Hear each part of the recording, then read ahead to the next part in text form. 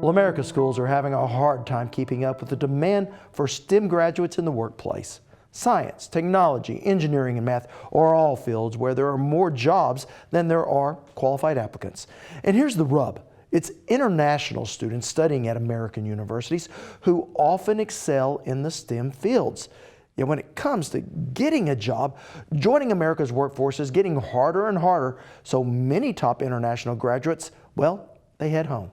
It's a brain drain that some believe hurts our economic competitiveness in this new global economy. For Ethiopian Frignat Anya, finding her classes on the first day of school is the least of her worries. It's not really easy for us to come here. Anya is one of a record number of international students enrolled in U.S. colleges, and it's not an easy journey.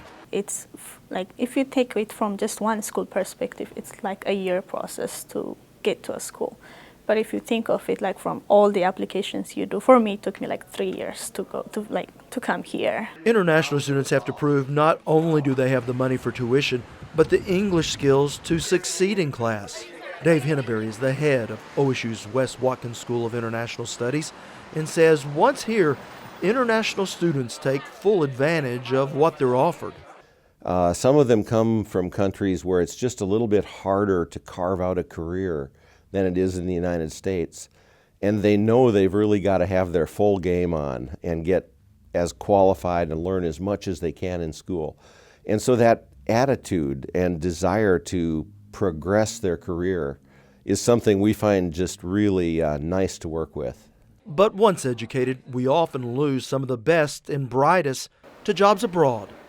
International salaries now rival those here in the U.S., while the pathway to a U.S. job is often littered with stumbling blocks. Yes, that's true, and I've heard from the College of Engineering that some of their graduates now are returning home to India because they're actually getting better salary offers there than they are in the United States.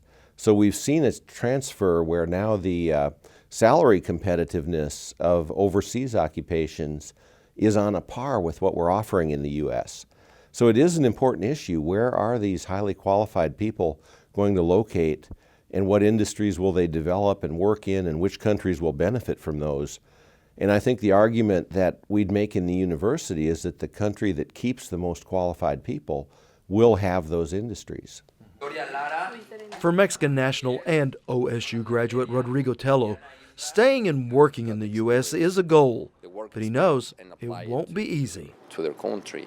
And here in the U.S., I mean, we live in a multicultural society, no matter where you go. So it's good for most of the students not only hold a degree or have an international experience.